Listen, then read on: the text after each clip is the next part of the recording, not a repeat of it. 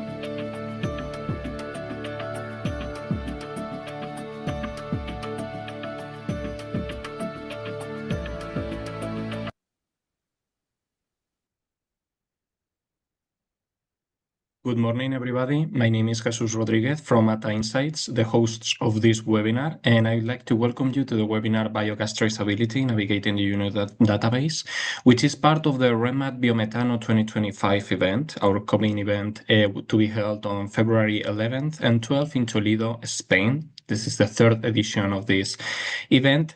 I will be moderating this 1-hour session, and today I'm joining from Madrid, Spain. So you can tell me via the chat which company and location are you joining us from. If you like to ask any questions to our speakers, you can type them in the Q&A box.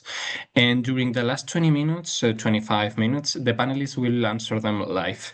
This session is being recorded, and in a few days, we will send you all of the materials used, as well as the recordings. And now I will introduce you to the speakers of this session. Today we are joined by Tim Hammers, Secretary General at ERGaR, Marina Pasteris, Sustainability Manager at ISCC System, and Dirk Bonse, Head of Renewable Gases at Fachverband Biogas. Sorry if I mispronounced. First of all, I would like to hand it over to Tim to do a quick introduction of himself, and then we'll go to Marina and Dirk, and then we will go to the presentations. So Tim, I'll hand it over to you. Thank you, Jesus. And I will give you a short presentation about introduction on the Union database, and then Marina and Dirk can go a bit more detail. Short introduction myself, Secretary General of ERGaR, based in Brussels. So what's ERGaR? We're an association. We kind of do two things. On the one hand, we facilitate the cross-border trades of biomethane certificates between national registries.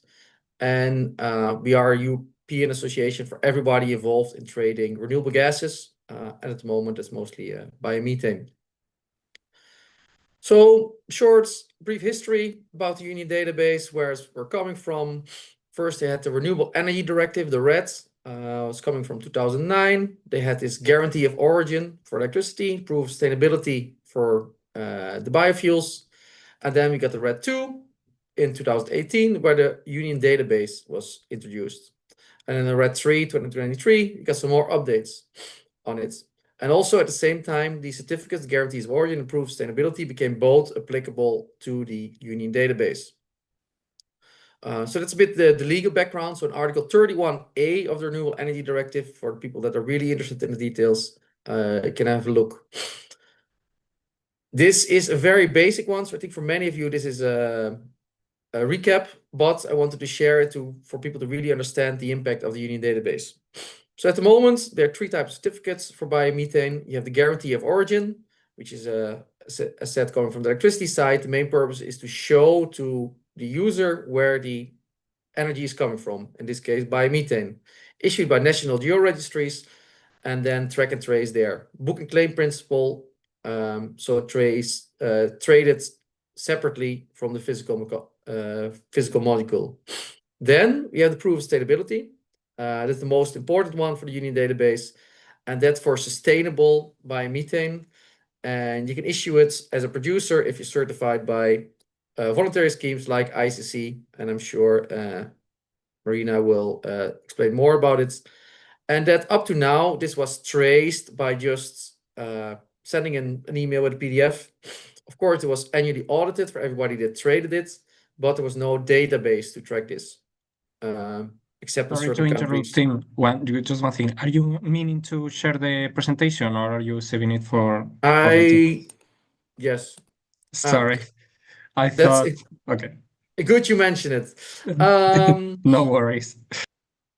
Then, so here the guarantee of origin, light blue, a bit darker blue, the proof of sustainability, and then you have national certificates as well. I won't go into detail. So this is a bit where we're coming from, because there's an impact on how the Union database works. So what's the Union database? It will replace the current system of tracking and tracing the ownership of the proof of sustainability. So before I said was just sent by email or post if you wanted, but there was no database available at EU-wide level. So then they have a new database. Important to know, it's not a trading platform. And I always mention that there's a major disclaimer because we have a lot of uncertainty. For the people that were hoping to get more answers than any of the presentations in the last years, unfortunately, we don't have a lot of new answers. We still have a lot of open questions. Maybe first start with the timeline.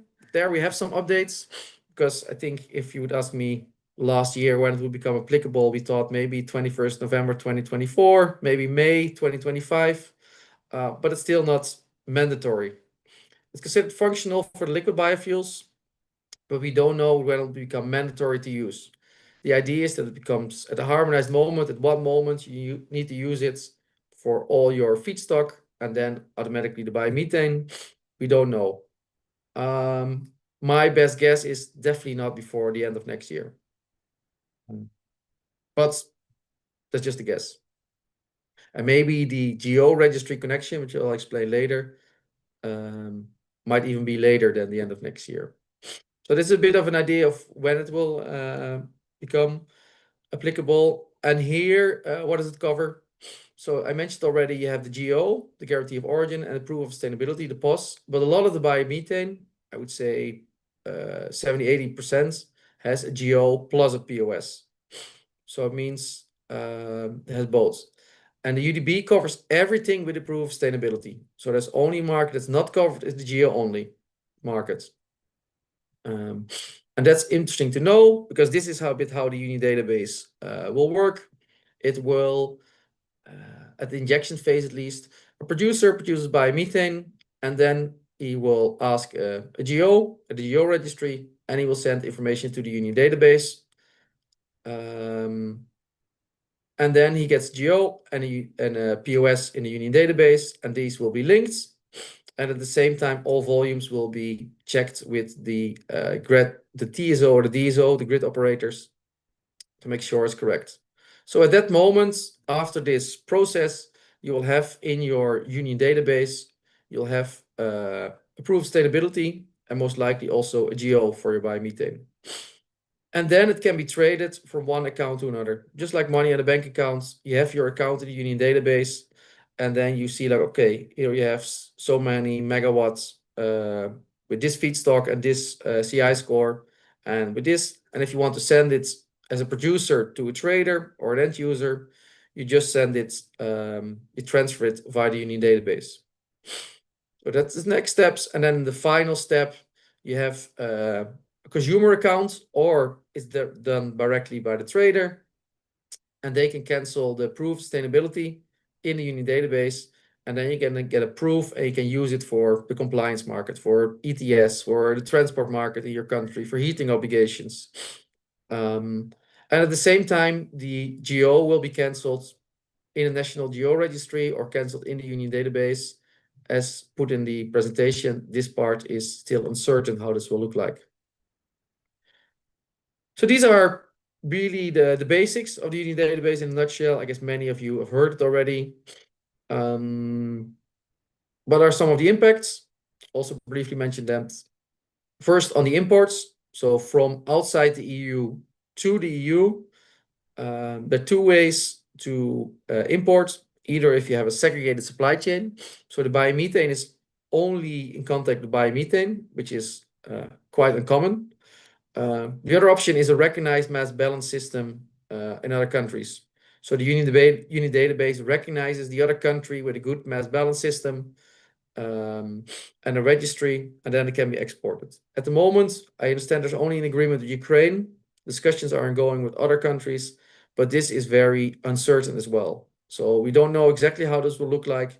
We only know that, or I expect that there will be a solution found, but there might be a transition period in which it's not possible to import the biomethane from outside the EU to the EU. Here are some of the open questions we have. Will there be more clarity of counting the biomethane in the country of production or consumption towards the national targets, especially for subsidized biomethane? That's a question. Which traders will be allowed to trade on the Uni database? All traders or only traders certified by a voluntary scheme? Does the POS need to be traded with physical gas or without? Or how are you going to prove that? Will the GO lifetime impact the POS lifetime? Quite a detailed one. And as mentioned, how to deal with subsidized biomethane. These are some of the questions we still have. And we hope to get more clarity soon. But yeah, we're hoping for that for quite some time. Then 3 points, what I believe will be the main impact of the Union database. First, it can provide more certainty. As mentioned before, the POS was sent by an email often, and you generally trusted the other party that he would only send this POS to you and not to everyone. You can provide more certainty because you know that this is the only POS that's in the Union database available. More harmonization. Especially for the GO markets. GOs are traded between national countries, for example, via ERGaR. There's also another hub, and you cannot transfer GOs between all countries. If the GO and the POS are linked in the Union database, all of a sudden you can transfer this GO plus POS all over Europe. So this is the second point. And the last one, I hope I'm wrong here, but it might result in some more administration. So you need to maybe do some more, provide more inputs, or you need to be more strict with when you accept transfers or when you send them. But that is here, the devil is in the details, as they say. For people that are interested, what will be the next steps? There's this wiki page where the Commission provides updates on a regular basis. And we also expect to get more answers in a new delegated act and a draft implementing act. So these are supplementing legislation under the REDS. So laws that will be adopted, and there more details will be established. And hopefully when they are public or published, we'll get some more information and have more answers. So this was, in a nutshell, what's the Uni database? What will be the impacts of it? And I think we do questions at the end of all the presentations. Yes, correct. Okay. Well, if that's all, thank you very much, team. We remind you to the assistants that you can drop your questions in the Q&A box in the center of the screen. I see that you have already do that. And without further ado, we will go to Marina Pasteris. I'll hand it over to you.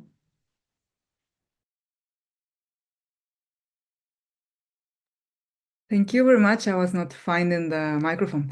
Thank you very much, Jesus. It's a pleasure to be here today. I am working for the ISCC, specifically with the ISCC EU team and scheme, which is the one compliant with the Renewable Energy Directive. And let me put it in presenter mode. Yes, so I'll bring to you today a bit of how the UDB and the certification schemes are working together, or which is the role of the certification schemes and yeah, the ISCC perspective, of course, from that side. First, presenting a bit of ISCC for anyone that's not familiar with ISCC yet. Then I will go on the role of the voluntary schemes and how everything is connected with the Renewable Energy Directive and the Commission and the different roles. And finally, some updates from our perspective. Well, ISCC was founded in 2008, 2009. This was created from a multi-stakeholder initiative. And since that date, we have issued already more than 14,000 valid certificates. Of course, this not only applies for ISCC EU, but also the other schemes, certification schemes that we have, like the ISCC Plus or CORSIA. But we are present in more than 100 countries, and we cooperate with different certification bodies. We also give some trainings and train the auditors that go to the audits.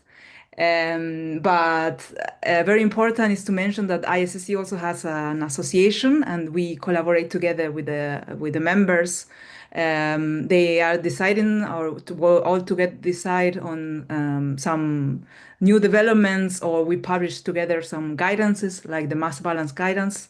And yeah, we collaborate all the time with the members, which includes industry, academy, and different other stakeholders. But if we talk about the certification setup under the Renewable Energy Directive, I like to present it as if we were in a game.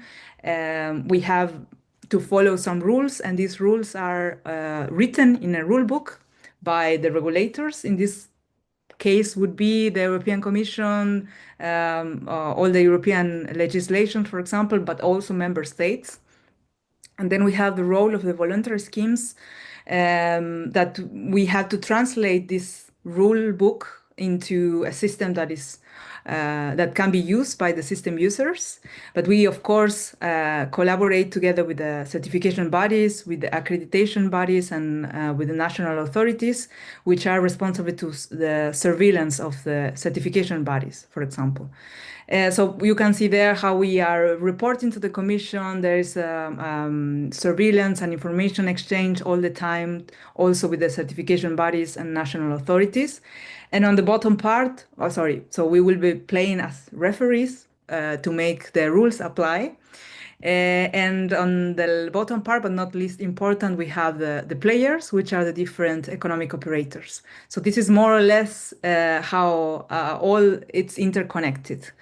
And if we talk about specifically the biomethane supply chain, I have here an example that the value chain could start with a farm or plantation or a point of origin of a waste. And these could transport the feedstock. So these are the feedstock suppliers that transport the feedstock maybe to a first gathering point or to a collecting point. And these, as you can see here in circles, are the different value chain elements or the economic operators. And we would have then the first processing unit here, that is a biogas plant, for example. If the biogas plant is already selling the biogas to the market, then this is the end of the supply chain, and this goes to the market, as you can see with the arrow going up. But it could also be, the biogas could be upgraded to biomethane, then we have another processing unit. Usually here, biomethane is considered as final fuel. So there will be here another type of document already being issued, well, the famous POS. And the biomethane could be injected into the grid and then transferred to different traders together with the proof of sustainability and go to the market. Or this biomethane could also be further processed. And I have put here an example of a bio-LNG processing unit, so liquefaction of biomethane. And then this one will be now our final fuel producer, therefore also capable of issuing a proof of sustainability. So here you can see that there is a flow of different documentation, and as Tim already mentioned, all this documentation is being transferred until now using national databases or by PDF or with systems that are company-based, but the UDB hopefully will come as a solution to that. But pay attention to the differences. So at the beginning, we have self-declarations, but then we have sustainability declarations. And from the moment of a processing unit, a final processing unit, we have the famous proof of sustainability already. So the union database is promised to be this database where we can trace and put all these transactions. So we hope that this, of course, will be operational soon, and that we will be able to trace all of this and not and have everything in one database, let's say, more unified.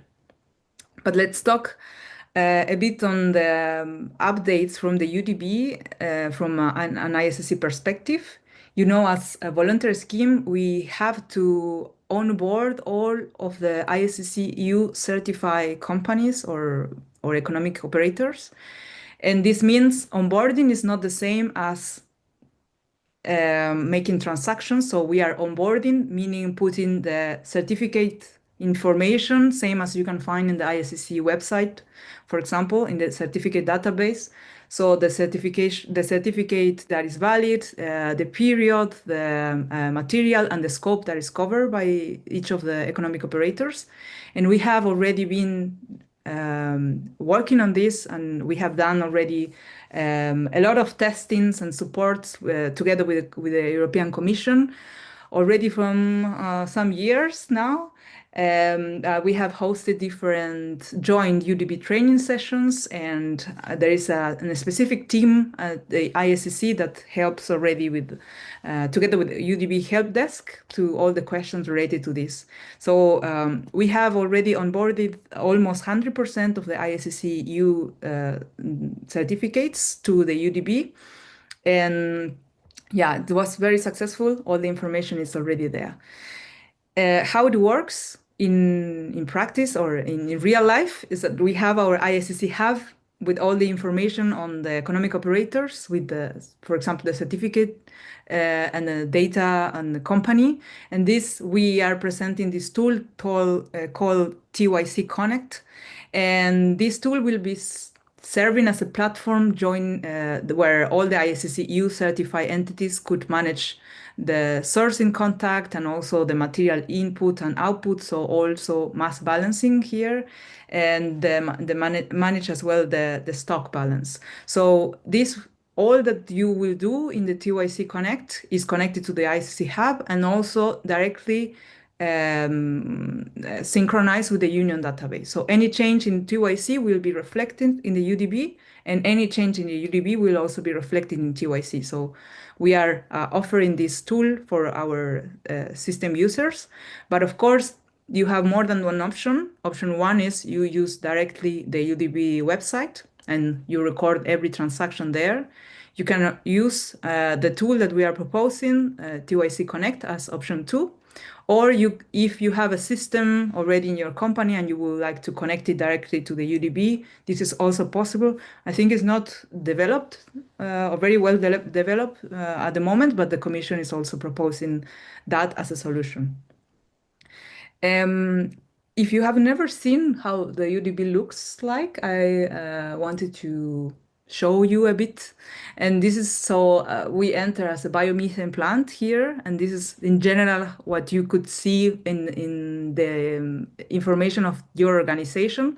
Of course, this was a test only, so the general information is not complete, but you can see here different, the type of economic operator and the country, website, all this information will be here.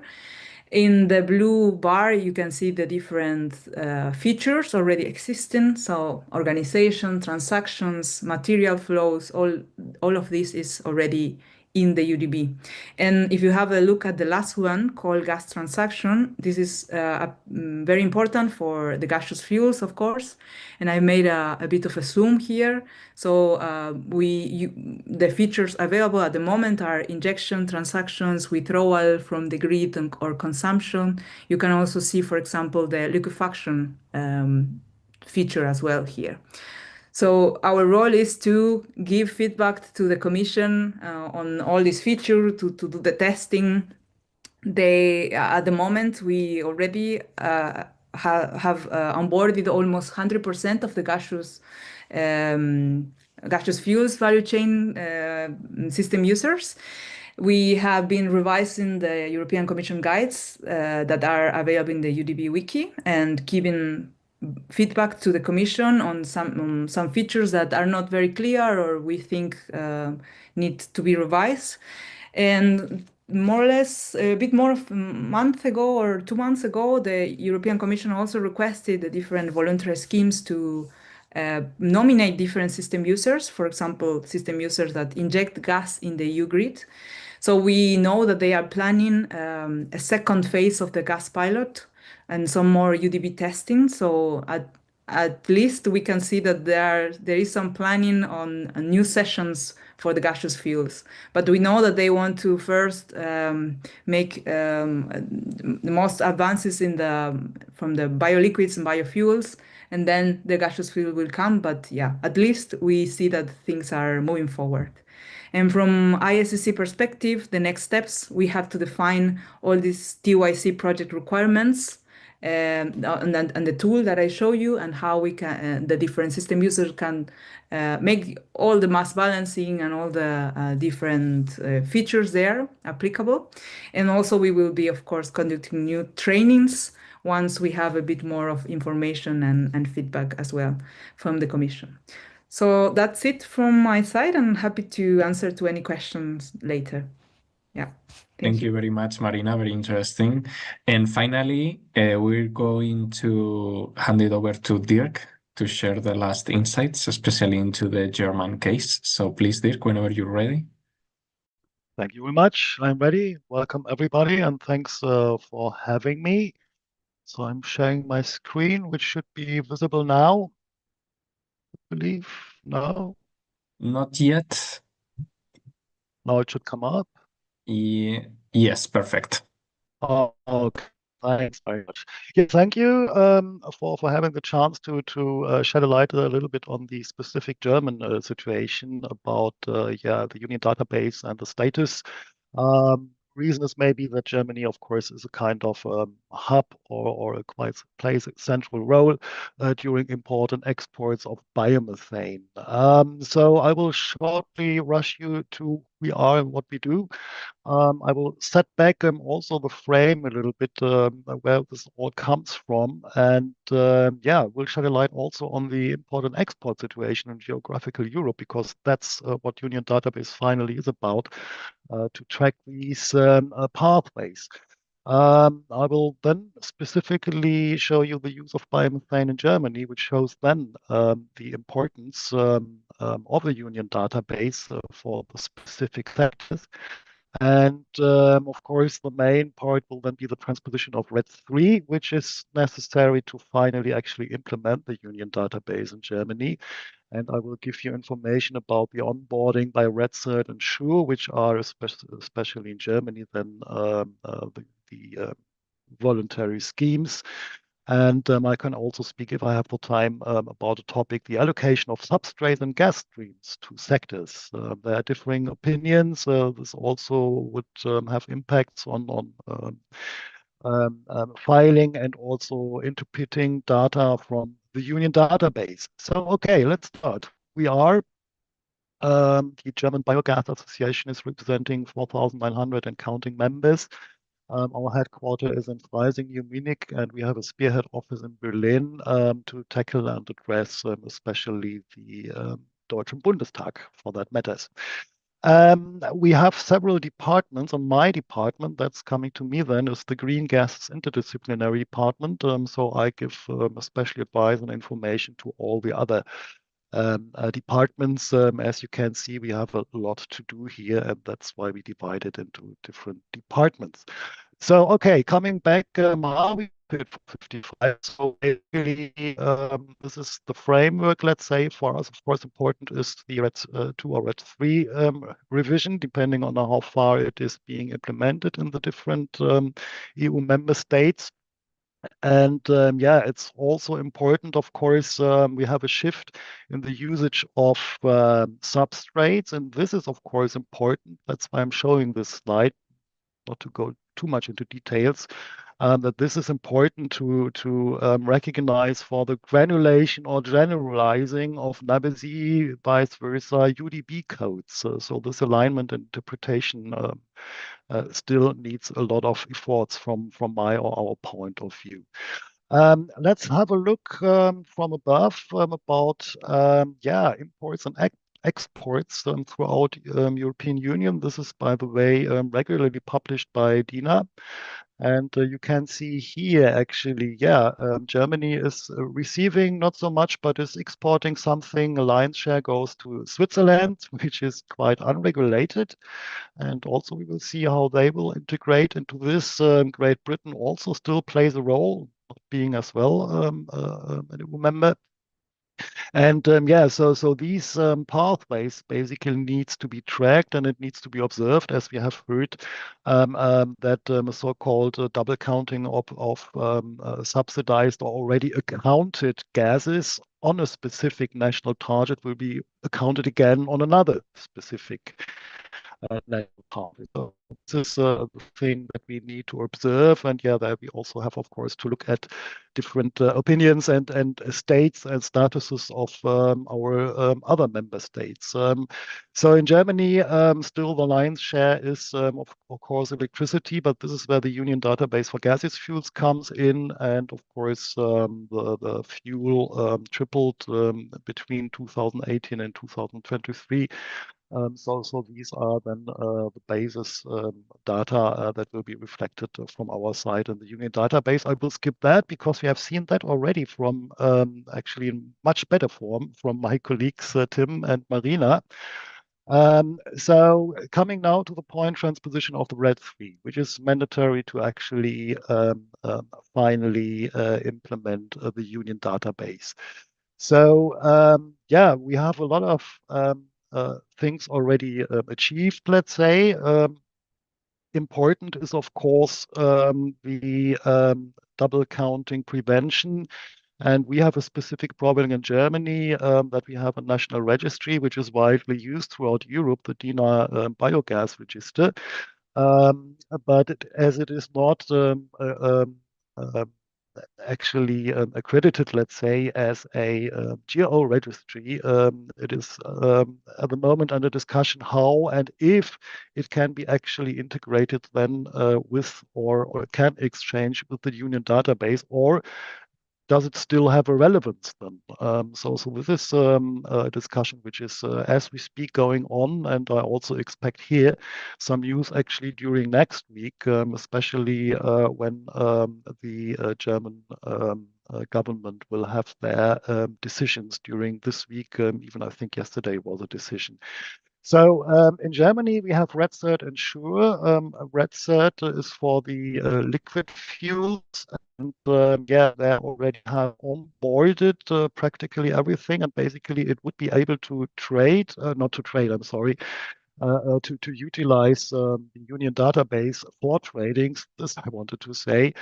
We know of some smaller examples that this is being executed at the moment, but we do not have really data at the moment. So I'm coming also to the gaseous fuels. So Sure is then a German voluntary scheme, and I just wanted to present it here because we have seen such figures already by Tim and by Marina. So I just wanted to add another confusing chart of these. But to see here, maybe interesting is then this paths here that we have a specific speciality, let's say, that there needs to be a connection to NABC, which finally needs to be linked to the Union database. And this is being in discussion. We don't get any information at the moment from BLE, the authority in charge in Germany, vice versa from DGN. But we only know that there are on an operational level, there are discussions going on. Sorry. So the next steps for gaseous fuels are then completing to onboard selective EOs of the biomethane sector. So I have to admit here, we are not that far as ISCC is.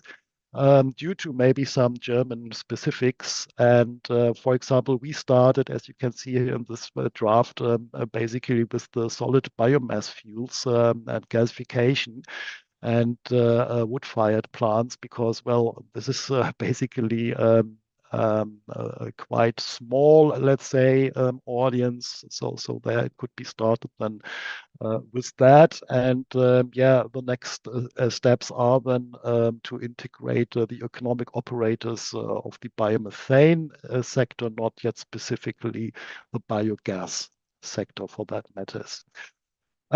Yeah, that's basically from that point of view. And as I said, there is yeah, an issue regarding the allocation of substrates and gas streams to specific sectors, because this is apparently obviously important to finally track and trace substrates, points of origin or points of generation, as the Union database asks, through the whole value chain. And there it is, of course, important that, yeah, especially the auditing systems or voluntary schemes act seamlessly. And we have a problem here that in Germany, you can allocate your gas, which you have audited, a specific volume to a specific sector with its GHG value. For manual gas, as we all know, it's negative. So that's why this is going in Germany 100% to the fuel sector, also imported biomethane for that matter, because this is a market of our GHG quota system, can be accounted here, which, by the way, is a kind of double accounting, which we have to solve, because this is a typical example of double accounting, because imported biomethane at the moment is not controlled, let's say, whether it was already supported, and then goes to Germany, is being here put on the GHG quota. But coming back to the problem here, so basically, if we only have a mean value for different substrates in a fermenter, the problem is, yeah, we have a mean value, but we still can allocate it to sectors. So in consequence, we finally have, placative spoken, a maize that has a negative value and can be used then again in tanks and vehicle, which we all do not want, actually. So there's a thing that we would like to address to the DGNR specifically, that we have the option to aggregate GHG values, and that EU member states should be allowed to choose from their sectoral decarbonization stage whether they apply for a specific application the mean value or disaggregating values. Yeah, this is putting up to discussion. We can also have a short look. I don't know if I still have time. The GHG quota development, maybe this is something for discussion, also interesting developments. It's coming up again shortly. And we also in Germany have a very specific connection with the gas grid, as you can see here from the distribution of LNG and CNG. Filling stations, which also are part now of the Union database. And that's it from my side. Thank you for your attention, and I'm looking forward to the discussion. Thank you very much. Thank you, Dirk. Well, that's all of the presentations. I want to thank all of the speakers for sharing their insights. There's a lot of questions in the Q&A box, so we'll try to answer them, or at least most of them. I'm going to start with a couple of questions that are on the same line, and they are for Tim. And it is regarding the UK and its gas grid, regarding the Union database and how it will fit in there. Can you share some light into this? Yes. I think there are two streams, one from the UK to the EU, and from the EU to the UK. The easiest one is from the EU to the UK. That should be possible, at least from a Union database perspective. It's just up to the authorities in the UK to accept it.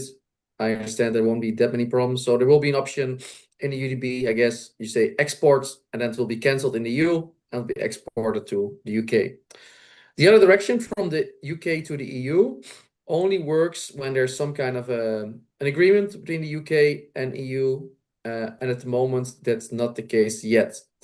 So to export from the UK to the EU, it can only be like a real segregated supply chain. So you make it bioenergy at the spot, then send it by ship, which is not very practical. Won't be done. So we kind of need to wait till there's an agreement. Okay, thank you so much. And the next question is for Marina. Jan Horstmans asks you if you know the start date of the second gas pilot test phase. Unfortunately, we don't know. We thought that they were, so there was some mentioning of October, but October is finishing.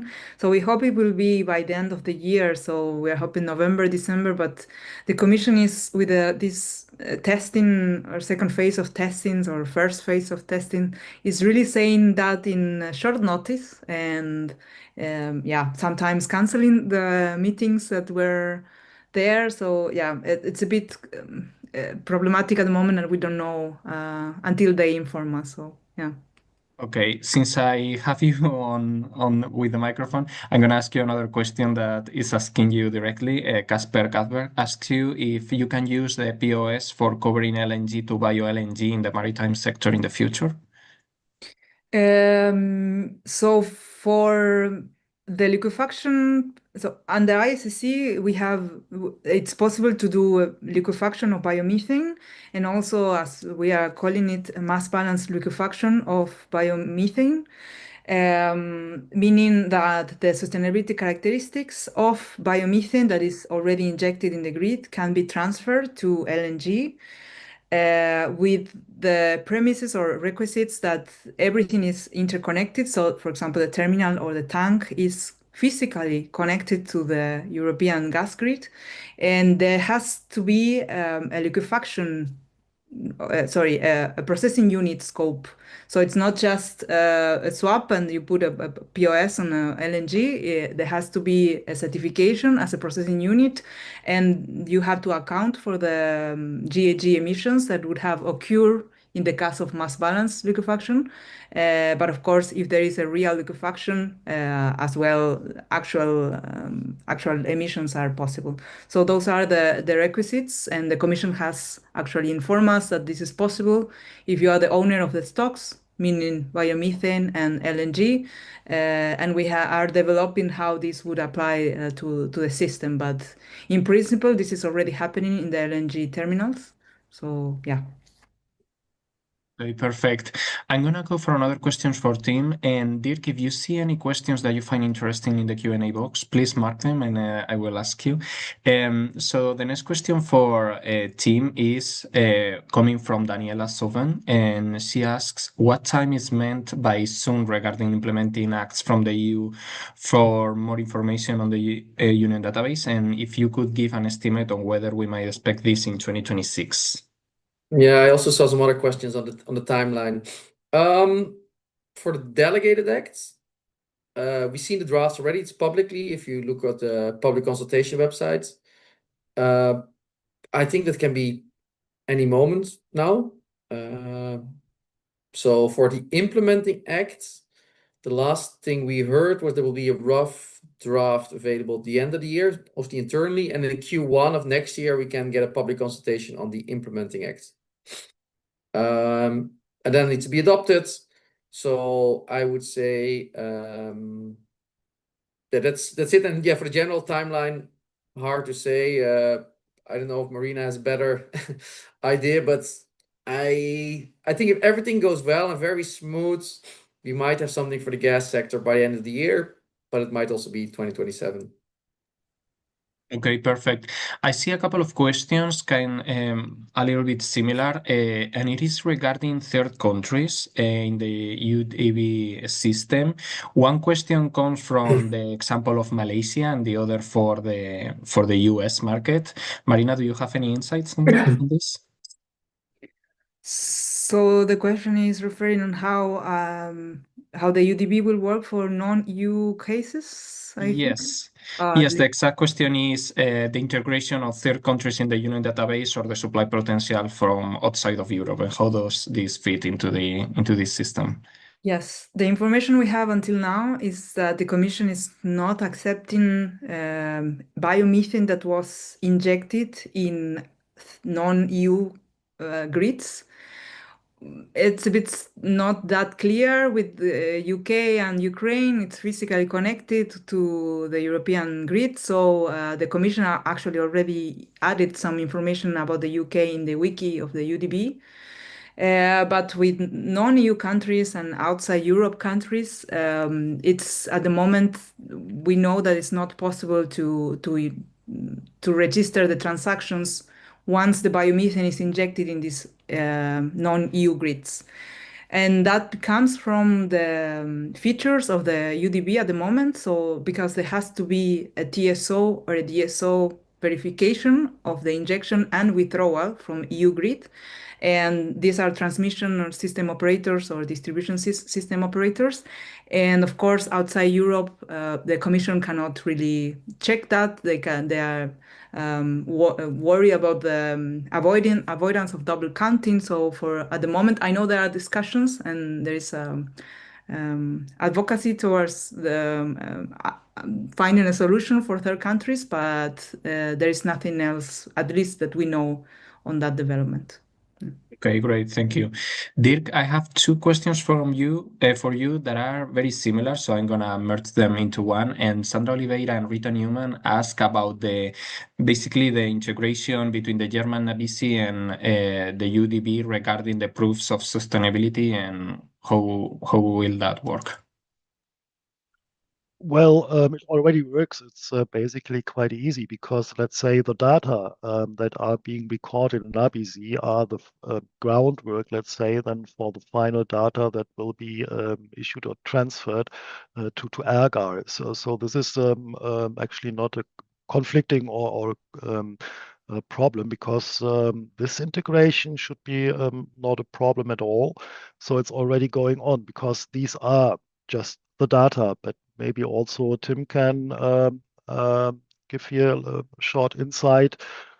As I said, it's just the basic data that are being then transferred with the actual ERGaR specific data in the background. Tim, do you have a... So for the connection to from NABISI? Yeah.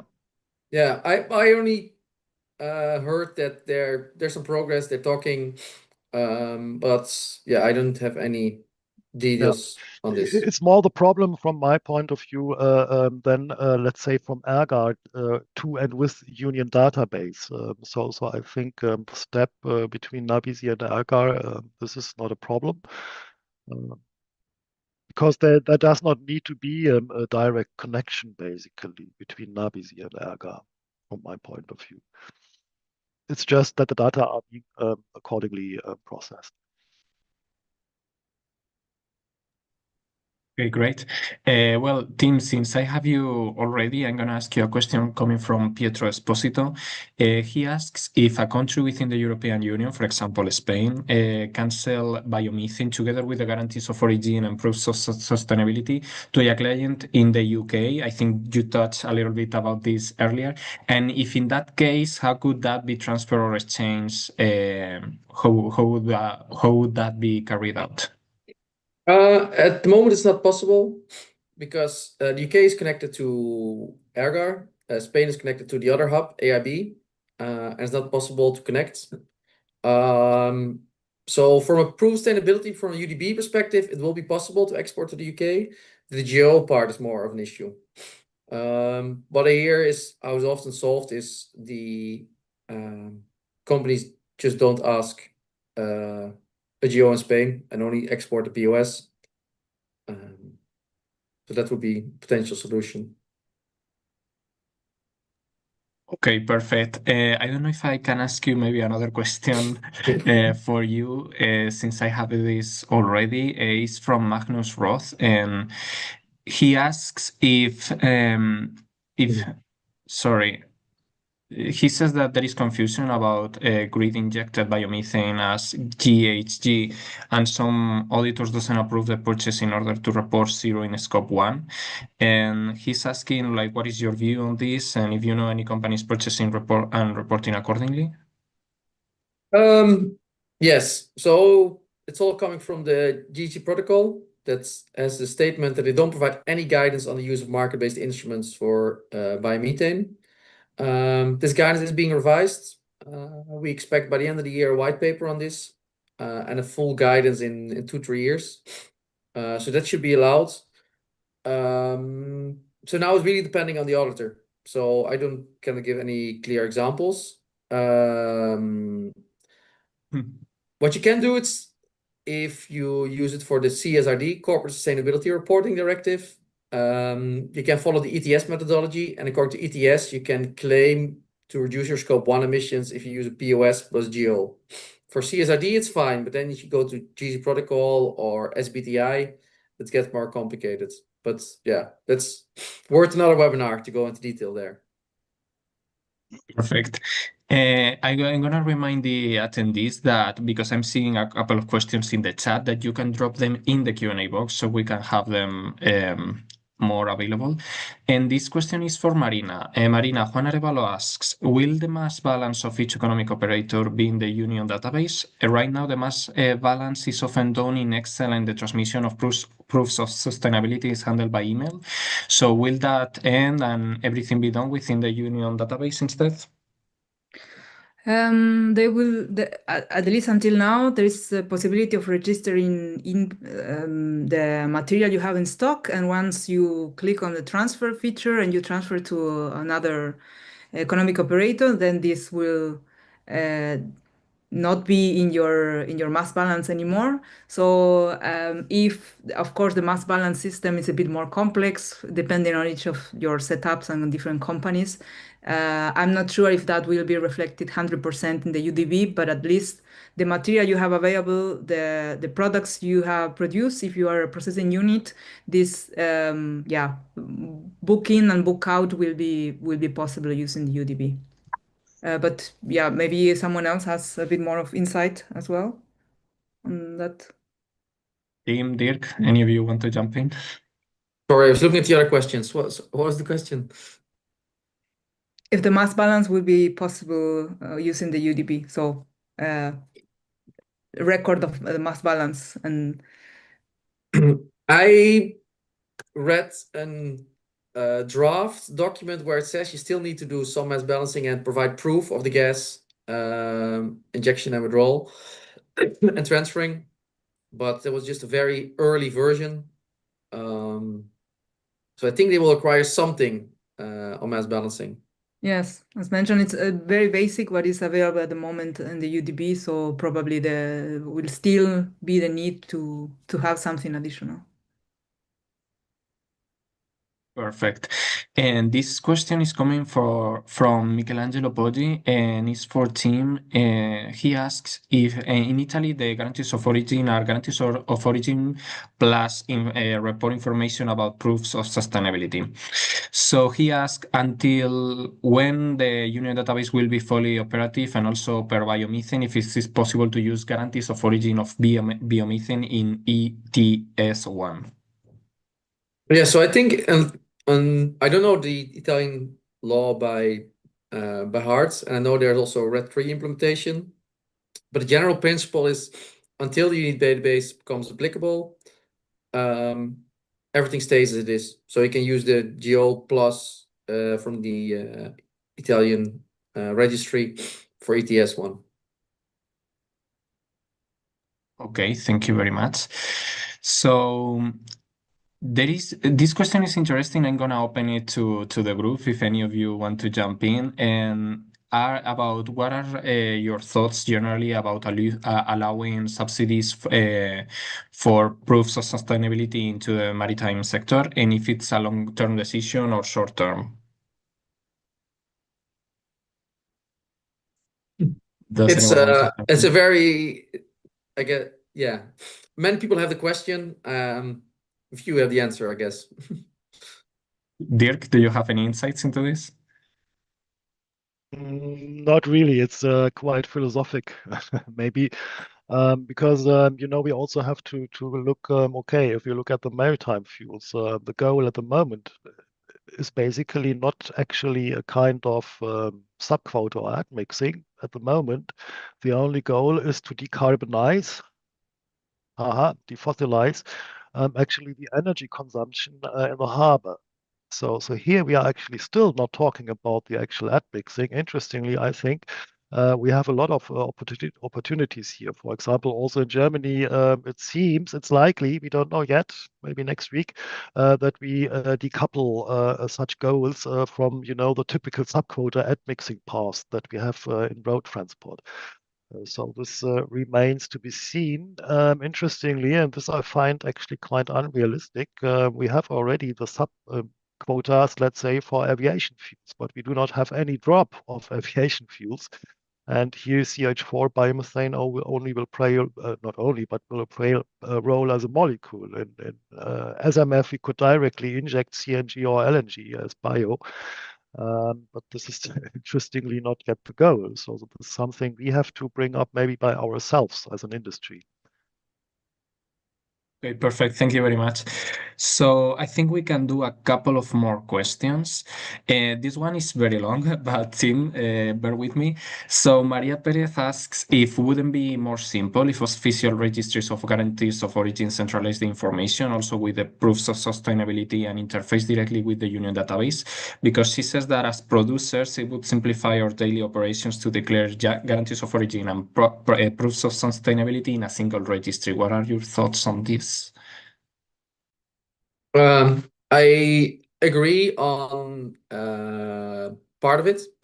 So we also suggested to the European Commission that they use the national geo registries to collect the data from the Union database, and that the producers don't need to go to two different registries. So that's one thing. If it's then easier to have just one national registry database that collects the information and sends it to the database, or keep it in these national registries, that can be debated, because if you want to trade on the EU-wide market, it's convenient to have one union database instead of a lot of different national registries. But yeah, this is the situation at the moment. It's a bit a unfortunate situation that the GO came from electricity, and then the POS from the liquid biofuels became applicable to biomethane. But hopefully, they will revise this and come with a single certificate solution, which they announced they will come with a proposal next year on their new renewable energy directive. So fingers crossed that will make it easier. Okay, don't leave, because I'm going to ask you a question more regarding this. It's from Michelangelo, and he asks how the user of biomethane will interface with the union database. So the user, so the end user, in principle, they don't need to do anything. If you're a big user, you might create your own account at the union database.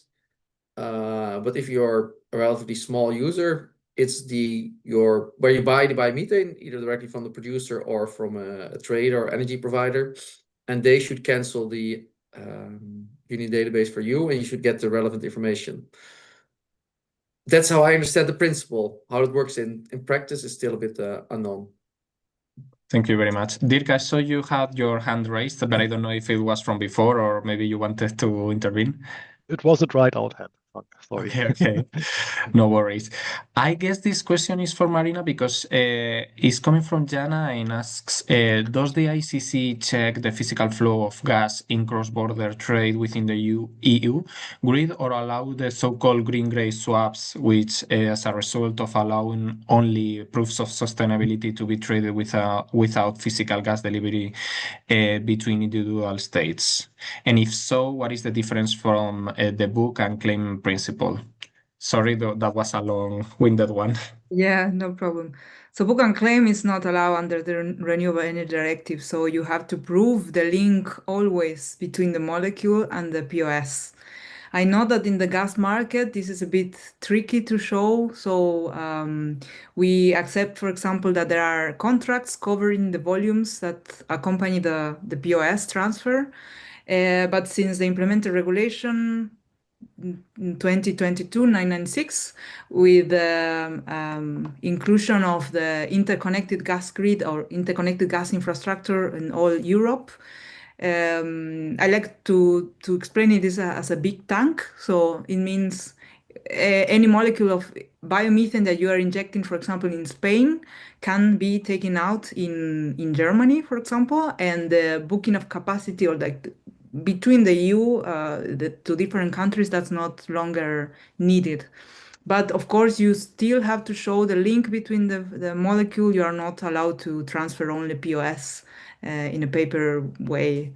Well, there's at least the regulations and the information from the Commission. Okay, thank you very much. That's all the questions that we're gonna have today. I usually like to end these conversations with finishing remarks from each of you. So in the same order that you presented, I would like to ask you just to give a couple of sentences to close your presentations and your experiences into this subject. So Tim, if you would like to go first, I'm gonna put you under the spotlight for a second. No problem. I think it's quite clear the Uni database has a lot of potential to really make it easier to create a harmonized European market, to create more clarity, reduce double counting. But yeah, the devil is in details. So hopefully it will become applicable in a well-suited, a functional system, and we can all benefit from it. Amazing. Marina, you next.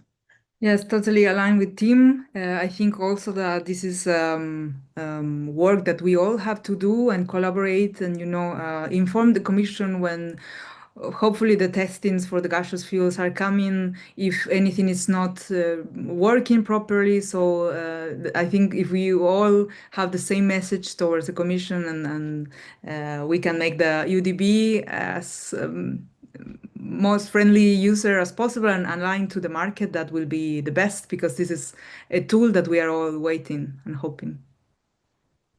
Amazing. Dirk, best Yeah, for last. definitely. I can only second or triple that. Of course, I mean, on the long row, I mean, even, German ministries, for example, say, okay, after a while or in the future, we don't need our advanced NABI mechanisms or DINA registers or so anymore. We just have the union database. But of course, we need the time because we have different developing stages within Europe. And I'm not just talking about the different developing stages of the, let's say, big five in Europe, yeah, but also other countries, and they also need to be integrated. And therefore, I think the timeline still does not really match with all the necessities that we have actually to solve.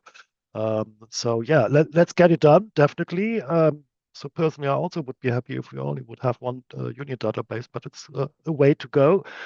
But what I am experiencing, it seems that at least DG ENA also more and more learns about the concerns of the actually economic operators. And that's why, for example, also institutions like ERGaR and ISCC, and of course also Fachverband or EBA, for that matter, are influencing here the decision process. So everybody we have addressed here, I welcome you also to address specific questions, or that we can maybe also transfer further. Thank you. Thank you very much. Thanks to all of the speakers for sharing their experiences with us today, and thanks to all of the attendees to joining us for this session. In a couple of days, we will share the recordings on all of the materials used. And just as a reminder, this is part of the program for RENMAT Biometano, which is our upcoming event about the biomethane sector in Spain and Europe, which will be happening in February 11th and 12th. So we invite you to register and come see us. And well, thank you, everybody. Have a nice day.